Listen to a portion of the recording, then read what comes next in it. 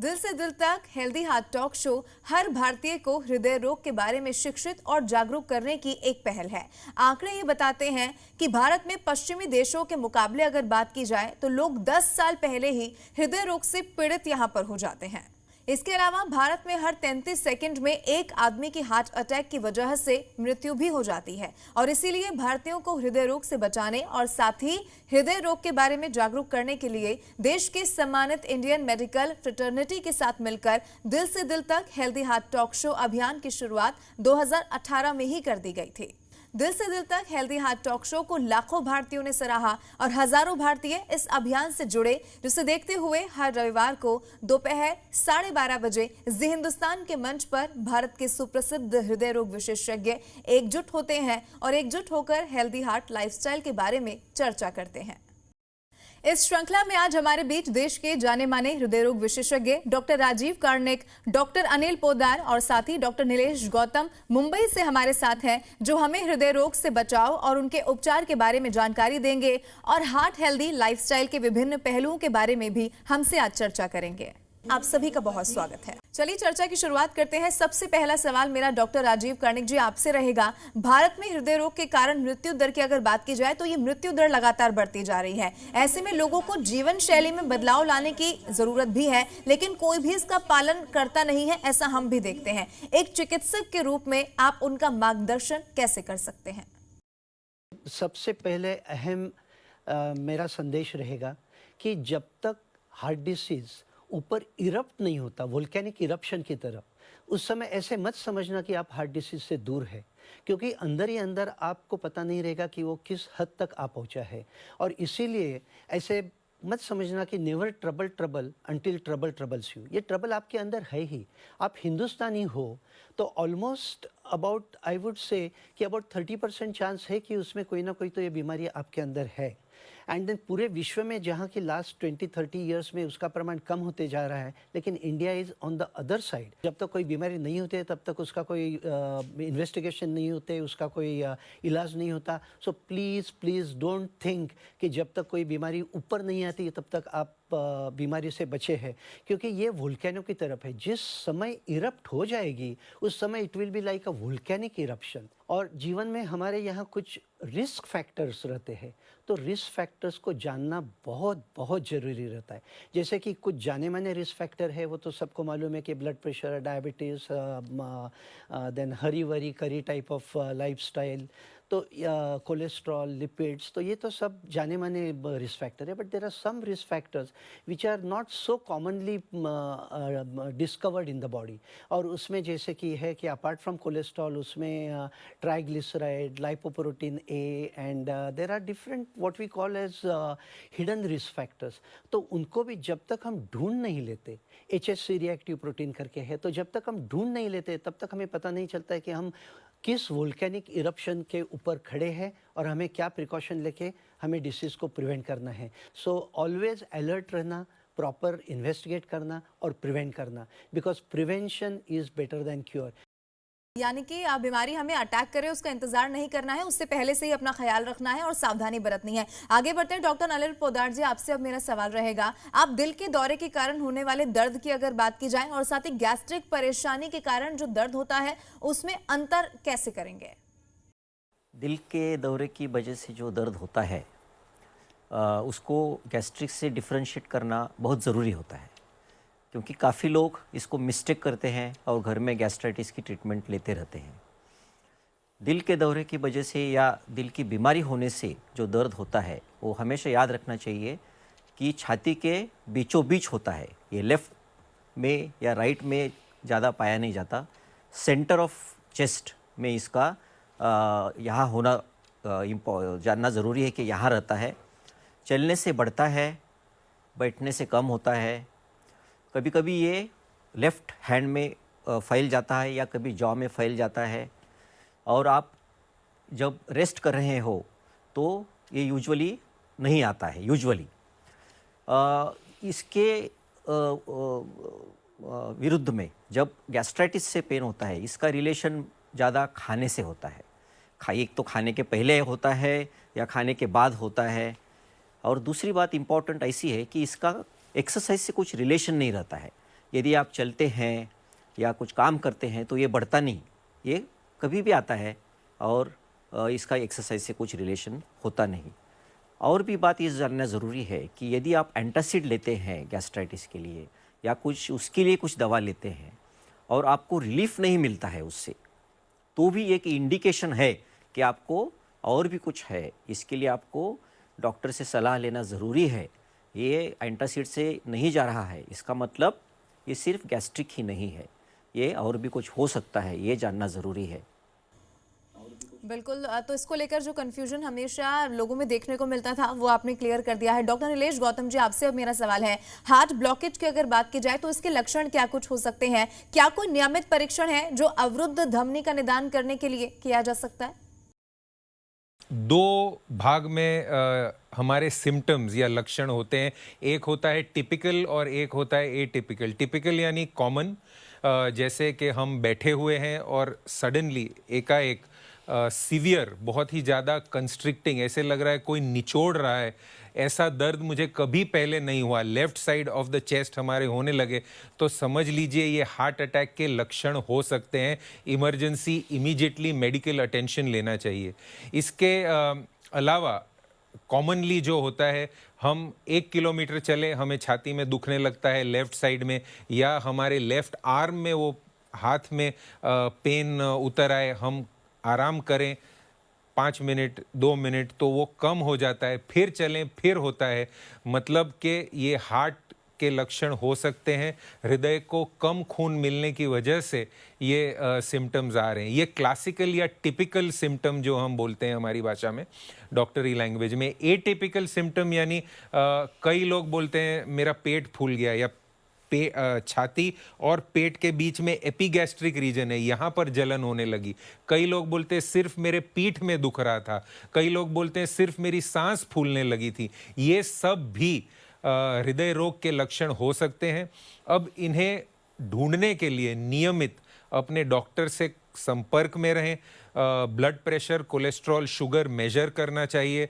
हृदय रोग के लक्षण क्या कुछ हो सकते हैं ये आपने बताया। आगे बढ़ते हैं, डॉक्टर राजीव कार्णिक जी, अब आपसे मेरा सवाल है, किसी को पेस मेकर की आवश्यकता कब हो सकती है, ये कैसे पता लगाया जाए, और पेस मेकर कितनी तरह का हो सकता है ये भी आप बता दीजिए।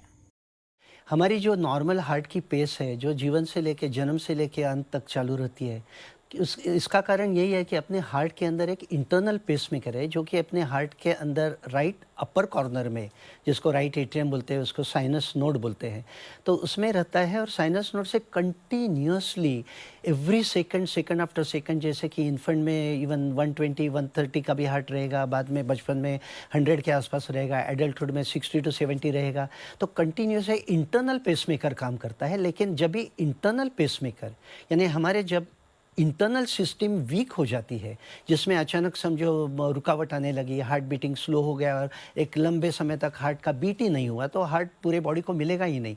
तो उसमें आर्टिफिशियल ऐसा एक मशीन डालना पड़ता है कि जो हार्ट को एक पंपिंग को मदद करे और हार्ट को पंपिंग की इलेक्ट्रिकल स्टिमुलस दे दे। क्योंकि हार्ट का ये जो पंपिंग होता है वो हार्ट के अंदर एक इलेक्ट्रिकल वेव स्प्रेड हो जाती है। और ये जो मैंने जैसे कहा कि हार्ट में एक साइनस नोड करके इंटरनल पेसमेकर है, और वहाँ से एक वेव हार्ट में स्प्रेड हो जाती है और हार्ट का स्पंदन हो जाता है, जिसके दरिए पूरे हार्ट में ब्लड मिल जाता है। लेकिन ये अगर अपनी सिस्टम इंटरनल सिस्टम बंद है, या तो उसमें पेसमेकर ही खराब रहता है, जिसमें 6 साइनस सिंड्रोम ऐसा बोलते हैं, या जो इलेक्ट्रिकल केबल सिस्टम है हार्ट के अंदर, तो वो बीच में ब्रेक होती है, उसमें कंप्लीट हार्ट ब्लॉक या कंडक्शन सिस्टम डिसीज बोलते हैं, यानी heart blocks 1st degree 2nd degree 3rd degree heart block.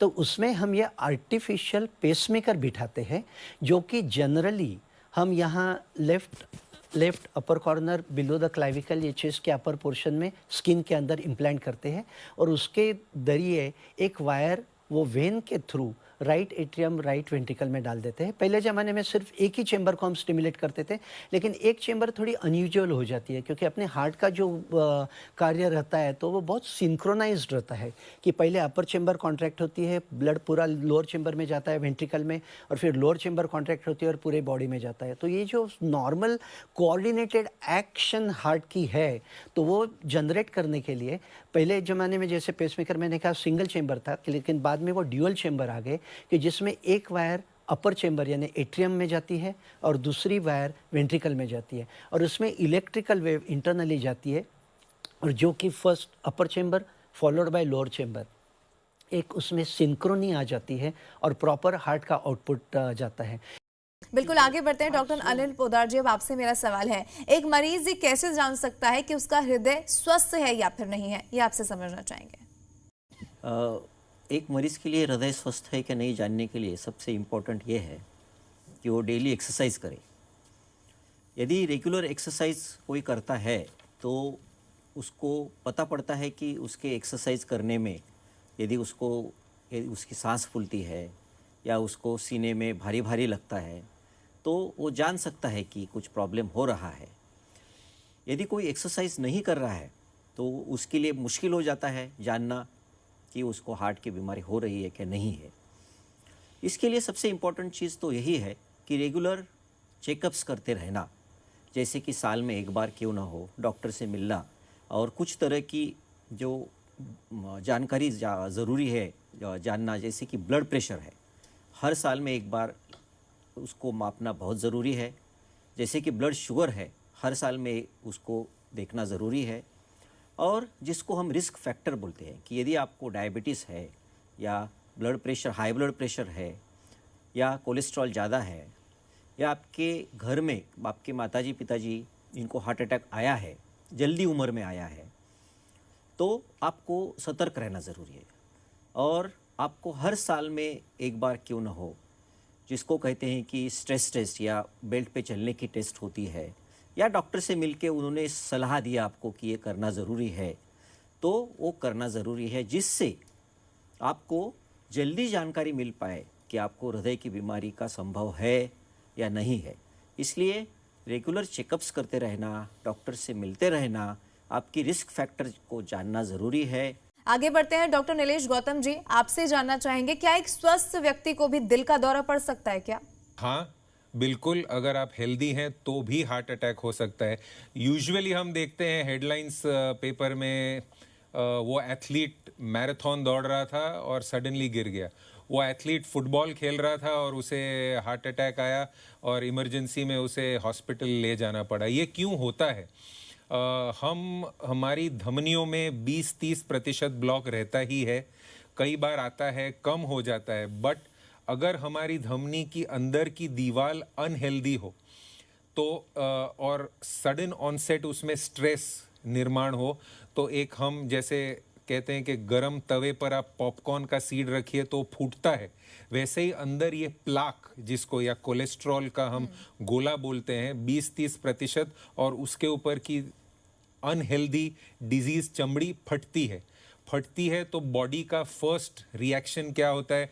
कहीं भी त्वचा में भी कट लगा के क्लॉट खून का गोला बना के वो ब्लीडिंग को स्टॉप किया जाए। उसी तरीके से धमनी के अंदर भी नस के फटते ही sudden onset stress, strain, exercise, extreme fatigue में ये सब वो धमनी के फटते ही बॉडी प्रिवेंट करता है, वो फटना रोकने के लिए क्लॉट फॉर्म करता है। बट वहाँ जैसे ही क्लॉट फॉर्म होता है, खून बियॉन्ड द क्लॉट, उसके आगे खून जाना बंद हो जाता है और पेशेंट को तुरंत चेस्ट पेन और हार्ट अटैक आने लगता है। Prevention is better than cure कहा गया है, तो एक्सरसाइज, हेल्दी लाइफस्टाइल फॉलो करते रहिए। यानी कि अगर आप पूरी तरीके से स्वस्थ हैं तो भी आपको दिल से जुड़ी परेशानियां हो सकती हैं। डॉक्टर राजीव कार्णिक जी, आपसे समझना चाहेंगे, क्या हमारा जो शरीर होता है वो हमें ये संकेत देता है कि हमें दिल का दौरा पड़ने वाला है? पहले ज़माने में हार्ट अटैक यानी उसको bolt from the suddenly bolt from the blue बोलते थे कि ऊपर आसमान से अचानक आसमानी बीमारी आ गई और कुछ पहले पता भी नहीं था, लेकिन ऐसे नहीं है।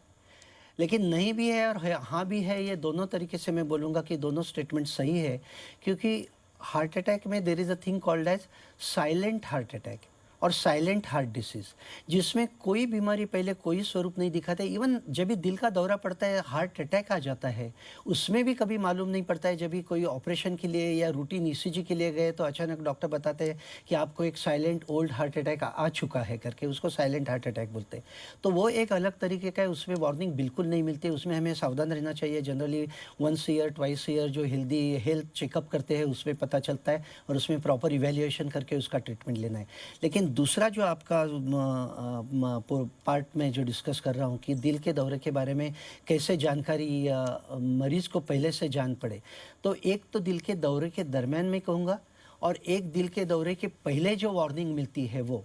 तो दिल के दौरे के दरमियान जो आती है तो वो जनरली हार्ट अटैक यानी क्लासिकल हम जैसे कि मूवीज़ में देखते हैं कि ऐसे चेस्ट में एक सीवियर पेन हो के ऐसे हीरोइन के जनरली पिताजी ऐसे गिरते हैं, तो वैसे ही हर तरफ ऐसे हार्ट अटैक नहीं रहता है। उसमें साइलेंट हार्ट अटैक भी आ जाता है, या उसमें वेरी एटिपिकल सिम्टम्स भी आ जाते हैं कि जैसे सिर्फ पसीना आना, वीक लगना, थोड़ा सांस लगना, या कभी जिसको कुछ सेकंड के लिए बेहोश हो जाना, तो उसे हम साइलेंट हार्ट अटैक या heart attack angina equivalent symptoms बोलते हैं। तो उसी वो सिम्टम्स के तरह भी हमें ध्यान देना है और तुरंत ईसीजी निकाल के कंफर्म करना है कि हार्ट अटैक तो नहीं था।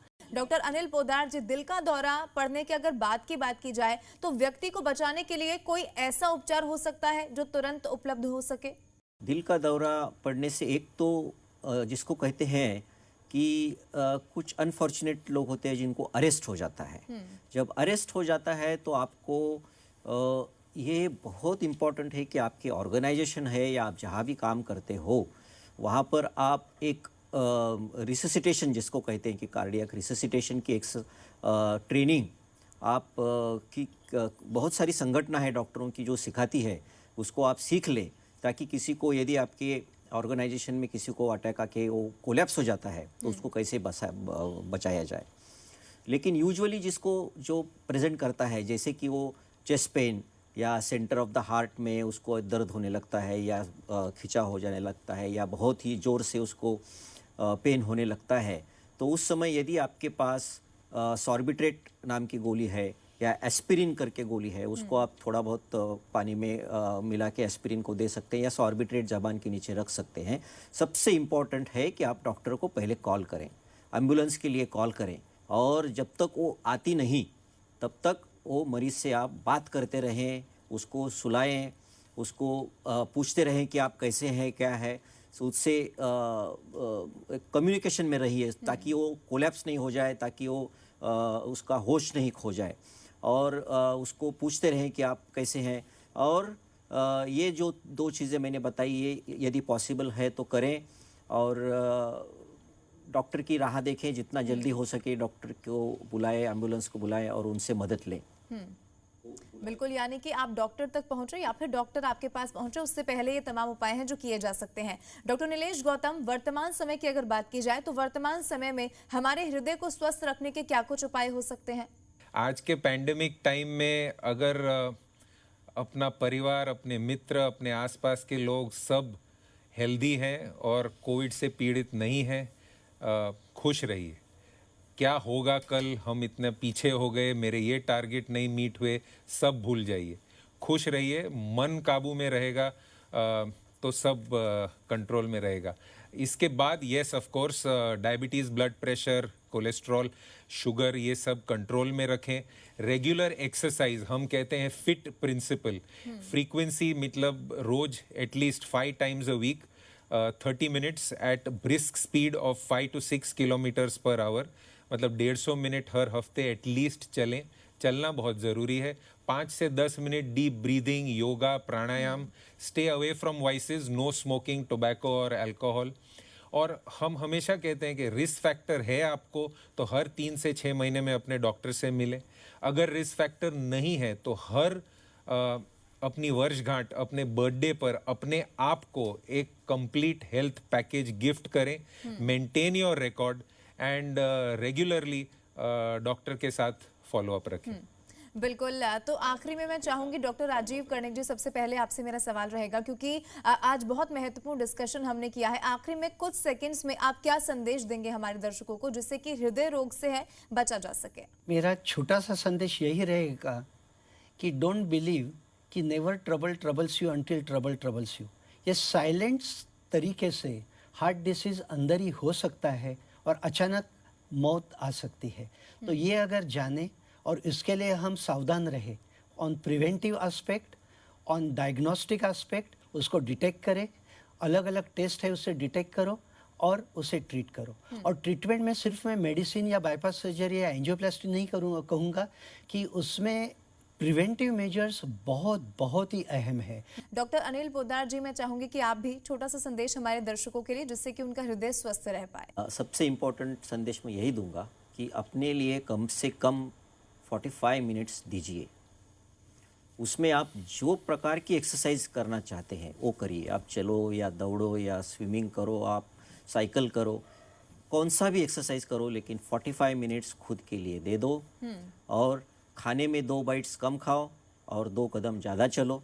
डॉक्टर नीलेश गौतम जी, आपकी ओर से क्या संदेश आज हमारे दर्शकों के लिए रहेगा? ब्लड प्रेशर एक बहुत ही साइलेंट किलर है। आज के ज़माने में, गैजेट के ज़माने में, हर घर में एक simple blood pressure monitoring electronic device होना ही चाहिए।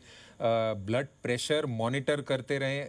रफ एस्टिमेट ज़रूर मिल जाएगा आपको उस आपके डिवाइस से, और अगर बढ़ा हुआ आता है तो अपने डॉक्टर से प्लीज़ कंसल्ट करें, बिकॉज साइलेंट किलर है ये, पता नहीं लगता।